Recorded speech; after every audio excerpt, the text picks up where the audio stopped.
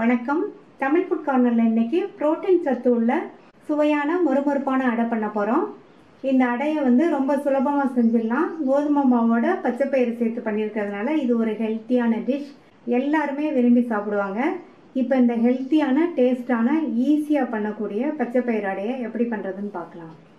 அரை கப் பச்சைப்பயிறு எடுத்திருக்கேன். இதை இந்த பவுலில் சேர்த்துட்டு 2-3 தடவை வாஷ் பண்ணிவிட்டு 8 மணி நேரம் ஊற வச்சுக்கலாம். பாசிப்பயிறு 8 மணி நேரம் நல்லா ஊறிடுச்சு. இப்போ இதில் உள்ள தண்ணியை கம்ப்ளீட்டாக வடிக்கணும். அதுக்கு நான் இந்த பாத்திரத்து மேலே ஒரு வடிகட்டி வச்சுருக்கேன். இதில் இந்த மாதிரி சேர்த்துட்டோம்னா இதில் உள்ள தண்ணி கம்ப்ளீட்டாக வடிஞ்சிரும். இந்த மாதிரி கம்ப்ளீட்டாக வடிய விட்டுக்கணும்.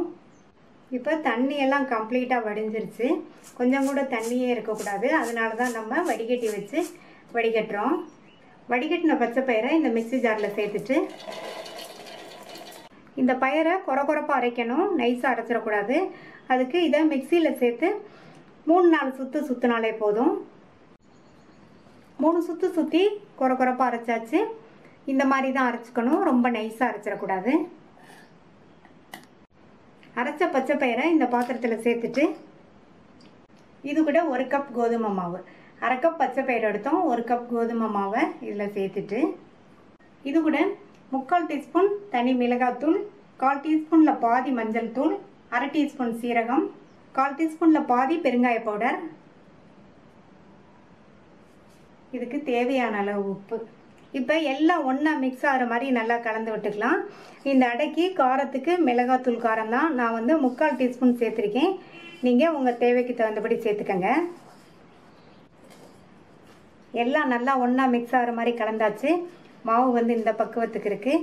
இப்போ இதில் தண்ணியை மொத்தமாக ஊற்றிடாமல் கொஞ்சம் கொஞ்சமாக தெளித்து சாஃப்டான மாவாக பிசைஞ்சுக்கணும்.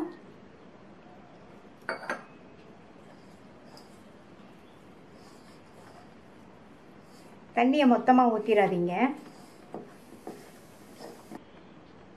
நம்ம இதை அடையாக தட்ட போகிறதுனால நல்லா சாஃப்டாக இருந்தால் தான் அடையாக தட்ட முடியும்.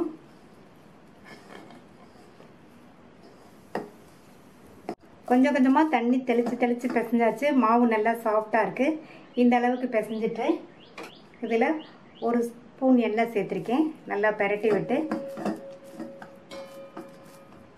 மூடி வச்சிடலாம். 30-40 நிமிஷம் மாவு நல்லா ஊறட்டும். மாவு பிசைஞ்சு வச்சு 40 நிமிஷம் ஆச்சு. நல்லா ஊறிடுச்சு. இப்போ அடையை தட்டிடலாம். இதை வாழை இலை மேலே வச்சு நல்லா ரவுண்டாக, ரொம்ப திக்காக இல்லாமல் ஓரளவு மெல்லிஸாக தட்டிக்கணும்.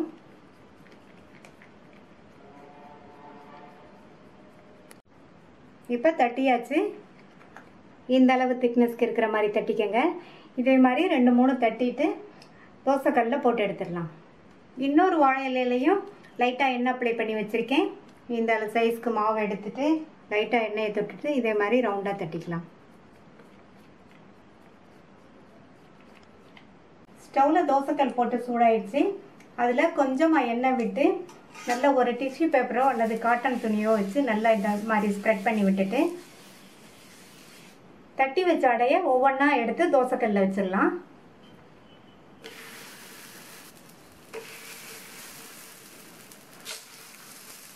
ஸ்டவ்வை மீடியம் ஃப்ளேமில் வச்சுக்கோங்க. ஒவ்வொரு அடையை சுற்றியும் இதை மாதிரி எண்ணெய் விட்டுக்கணும்.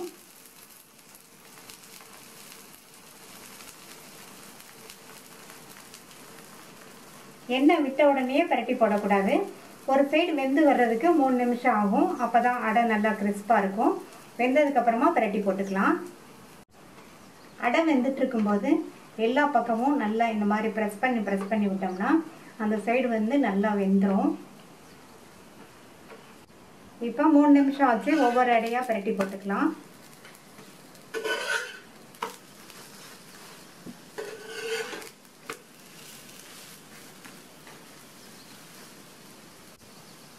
பரட்டி போட்டுட்டு மறுபடியும் 3 அடையிலையும் சுற்றி எண்ணெய் விட்டுக்கணும். பரட்டி போட்டதுக்கப்புறமா அந்த சைடும் 3 நிமிஷம் வேகட்டும். இந்த அடை சாப்பிட்றதுக்கு நல்லா மொறுமொறுப்பாக ரொம்ப டேஸ்டாக இருக்கும்.